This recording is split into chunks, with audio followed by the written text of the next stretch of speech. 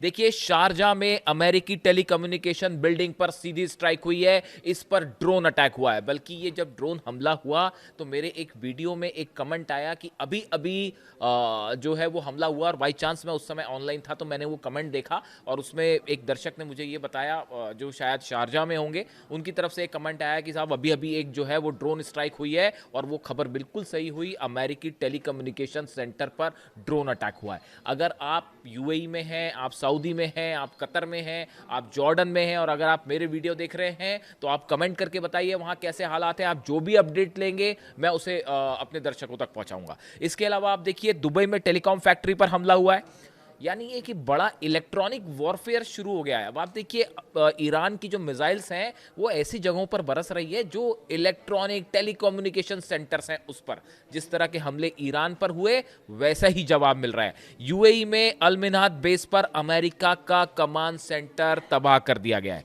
Dubai में 24 घंटे के अंदर 11 मिसाइल्स अटैक हुए हैं और 40 के आसपास ड्रोन अटैक हुए हैं।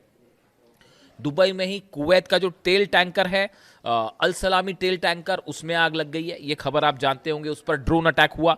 इसके अलावा दुबई एयरपोर्ट पर 2 सिविलियन एयरक्राफ्ट को भी निशाना बनाया गया है। इसको लेकर अभी कंफर्मेशन देखिए रिवील होती है नहीं, जानकारी वो एक अलग बात है, लेकिन जो सोर्सेज आ रहे हैं कि 2 प्लेन तबाह हुए हैं यूएई में एयरपोर्ट पर। इसके अलावा आप देखिए कि मिडिल ईस्ट का अब ऐसा मान के चल रहे हैं एक्सपर्ट्स कि जो रडार सिस्टम है वो पूरी तरह से तबाह है। आप देखिए, सऊदी में लगातार अमेरिकन बेसिस पर हमले, यूएई पर हमले, बहरीन पर स्टील प्लांट पर जिस तरह से हमले हुए, कुवैत पर अमेरिकन बेसिस पर हमले, इराक पर हमले। ऐसा लगता है कि अमेरिका का defence system, third system, petrol system पूरी तरह से तबाह हो चुका है, और सब बेसिस एक के बाद एक जल चुके हैं। इसीलिए खबरें आ रही हैं कि अमेरिका अब अपने सारे बेस इजराइल शिफ्ट करने जा रहा है।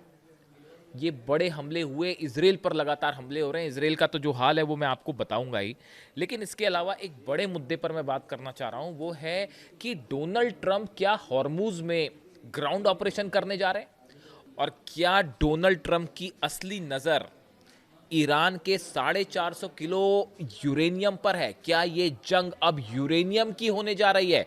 देखिए, पहली बात तो आप ये समझिए कि 2 तरह के बयान आ रहे हैं। आप एक बयान देखें, जैसे मार्को रूबियो हो गए विदेश मंत्री, या जेडी वेंस उपराष्ट्रपति, इनके जो बयान आ रहे हैं ये इस तरफ इशारा कर रहे हैं कि अब ये जंग खत्म होने वाली है, खत्म होने वाली है। डोनाल्ड ट्रंप की तरफ से कभी ये बयान आता है कि जंग खत्म होने वाली है, कभी ये बयान आता है कि ये जंग कितनी चलेगी हम नहीं बता सकते, क्या हमें हमले जारी रखने होंगे। यानी आप देखिए, ये बयानों में बड़ा विरोधाभास है। इससे एक बात तो साफ है कि 2 तरह की स्थितियां जो है वो पैदा हो रही हैं। आप पहली बात देखिए, हथियारों के जमावड़े की बात करें जो हॉर्मुज के आसपास है।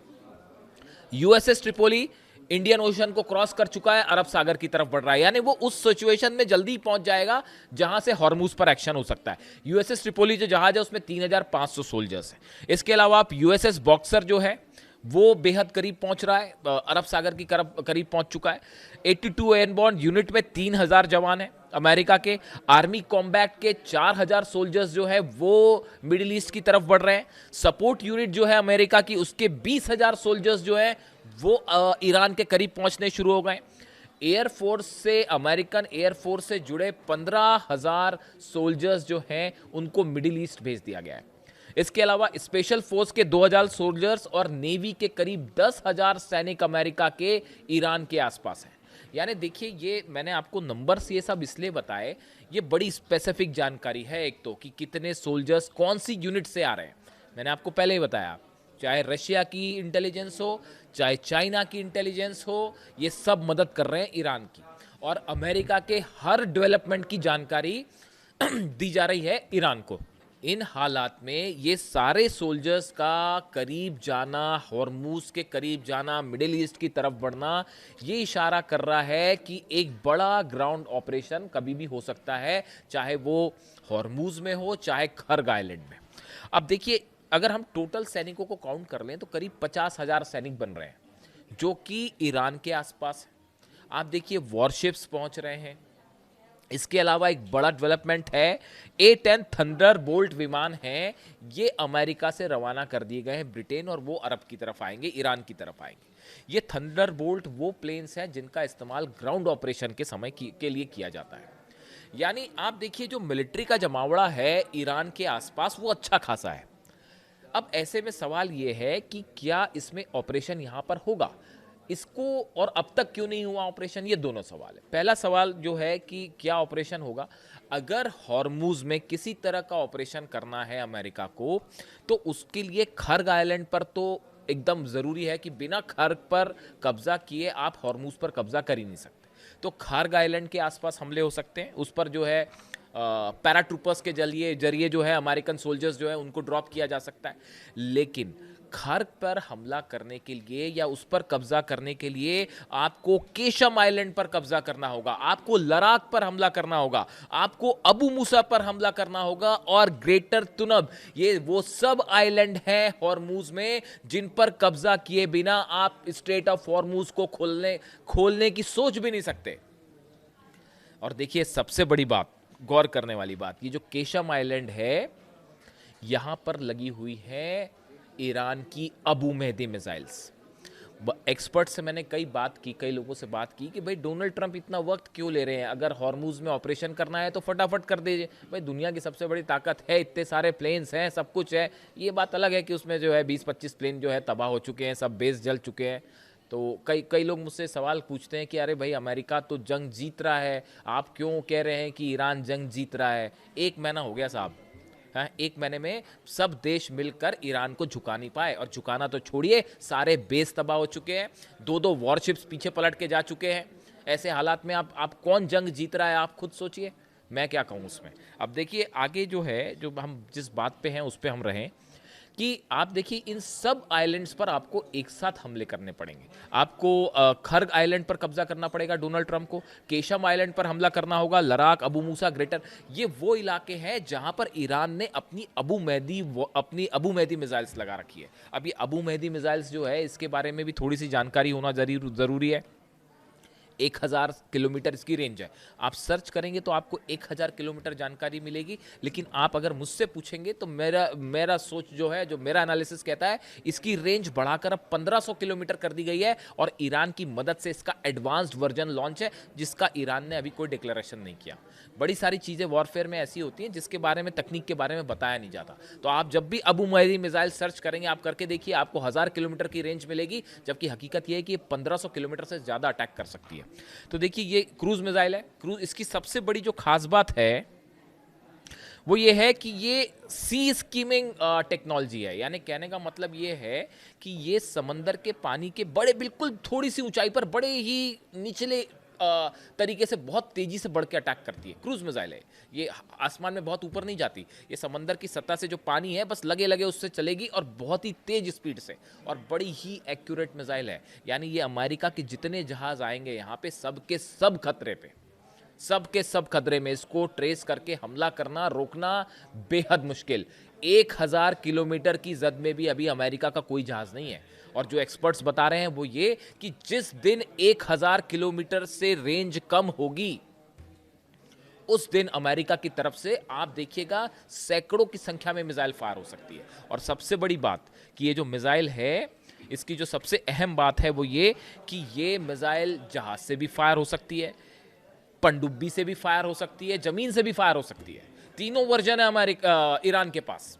और ये जितने आइलैंड्स के मैंने नाम लिए, मैंने बार बार इसके नाम क्यों लेता हूं मैं, ताकि ये केशम आइलैंड, खार्ग हो गया, अबू मूसा हो गया, तुनब, ये जितने आइलैंड्स हैं ना, इन सब आइलैंड्स पे मिसाइल्स तैनात हैं, और सैकड़ों की संख्या में मिसाइल तैनात है। इसी वजह से जो बम्बार्डमेंट हो रहा है, जो आप रोज देख रहे हैं कि हर रात अमेरिका की तरफ से बंकर बस्टर बम्स गिराए जा रहे हैं, 1000-1000 किलो के पेलोड के बम गिराए जा रहे हैं। मतलब ये हाल है कि हर दिन जो है करीब 1000 ठिकानों पर हमले हो रहे हैं तेहरान में, ईरान के अलग अलग ठिकानों पे। और अब ये हमले हॉर्मूज के आसपास हो रहे हैं।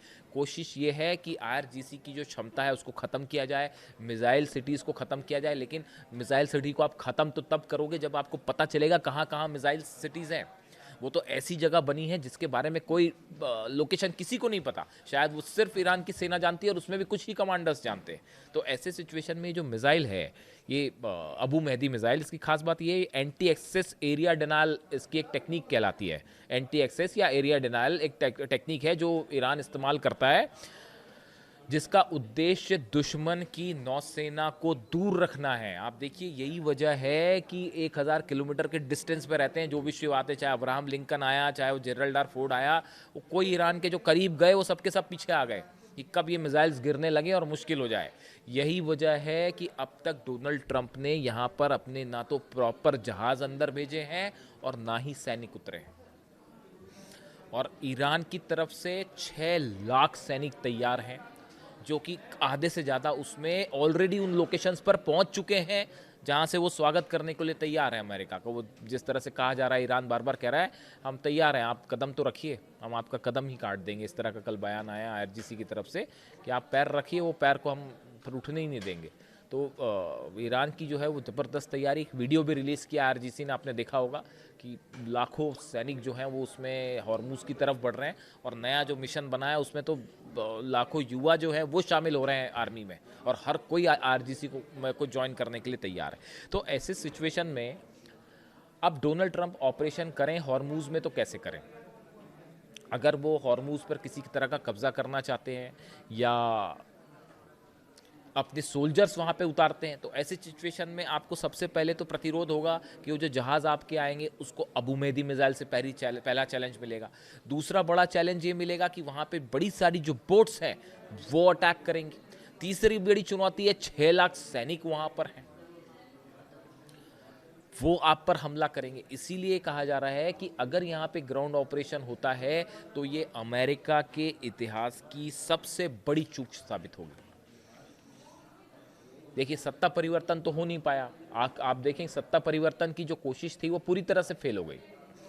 सत्ता परिवर्तन की जो कोशिश थी वो पूरी तरह से फेल हो गई। बल्कि अब तो ये कहा जा रहा है कि सत्ता परिवर्तन, हाँ सत्ता परिवर्तन हो रहा है, लेकिन वो अमेरिका में हो रहा है। वो डोनाल्ड ट्रंप अब सत्ता से बाहर होंगे, ईरान में सत्ता परिवर्तन नहीं होने जा रहा। और आपने देखा होगा, मैंने तो एक एक्स पर वो देखा, पता नहीं आप टेस्ट चेक करिएगा सही है या नहीं, कि डोनाल्ड ट्रंप की जो नीस है, भतीजी है, उन्होंने खुद ट्वीट करके इस तरह की बात कही एक्स पे कि सत्ता जो है परिवर्तन होने जा रहा है, लेकिन डोनाल्ड ट्रंप का सत्ता परिवर्तन होने जा रहा है, ईरान में कुछ नहीं होने जा रहा। वो मिशन फेल हो गया। जो एयर स्ट्राइक से ईरान को झुकाने की कोशिश थी वो फेल हो गई।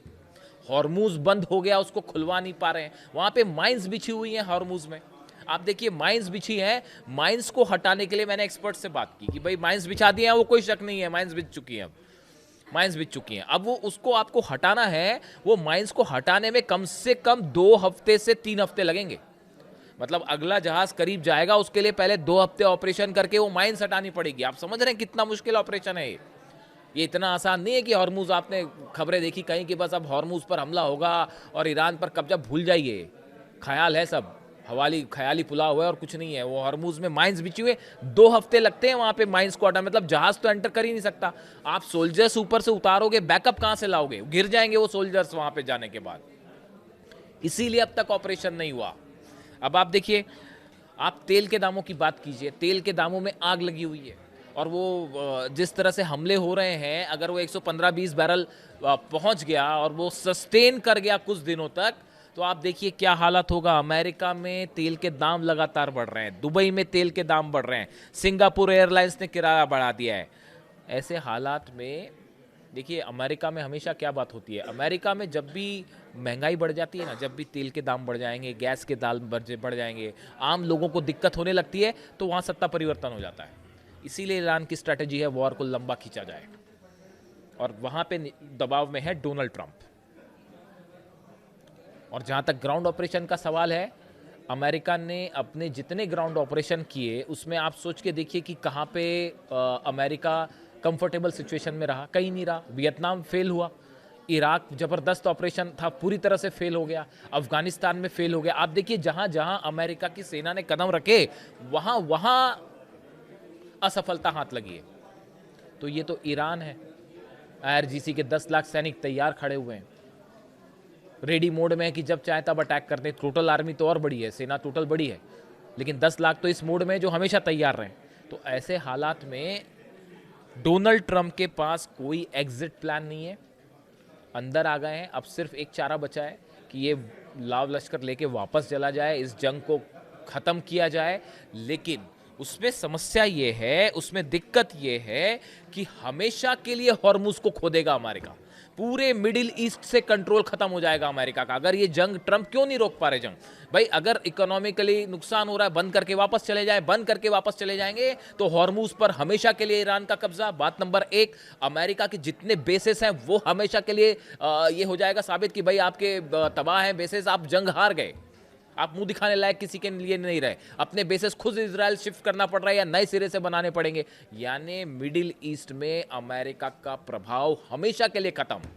और ये इससे बड़ी जीत ईरान की नहीं हो सकती और इससे बड़ी हार नहीं हो सकती अमेरिका की। यही वजह है कि ना आगे बढ़ते बन रहा है, ना पीछे आते बन रहा है। लेकिन चूंकि सोल्जर्स हैं आसपास, इसलिए इस बात को लेकर अलर्ट रहना होगा। देखिए, ये खार्ग आइलैंड पर कब्जा करना और इस पूरे इलाके में कब्जा करना ये कोई आज का मिशन नहीं है, ये बहुत समय से चल रहा है। मैं एक सेंटकॉम, जो अमेरिका की सेंट्रल कमांड है जो ये ऑपरेशंस देखती है, उसके एक्स कोई चीफ है, मैं नाम भूल गया, मैकेंजी शायद, उनका मैं बयान देख रहा था। वो ये कह रहे हैं कि भाई ये तो हम पिछले 30 सालों से इसकी प्लानिंग कर रहे थे कि कैसे खार्ग पे और हॉर्मुज पर कब्जा किया जाए।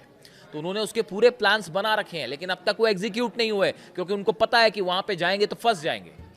और अमेरिका ऑलरेडी यहाँ से मांग उठ रही है कि भाई आप हमारे बच्चों को वहाँ मरने के लिए क्यों भेज रहे हो, अपने लालच के चक्कर में क्यों आप जाने दिलवा रहे हो वहाँ। यानी कुल मिला के हालात ये हैं कि डोनाल्ड ट्रंप फंस गए हैं बुरी तरह से, और ईरान ने इस जंग को लंबा करके एक करारा जवाब दे दिया है अमेरिका को। अगले वीडियो में एक और बड़ा खुलासा इंतजार कीजिएगा। Thank you so much.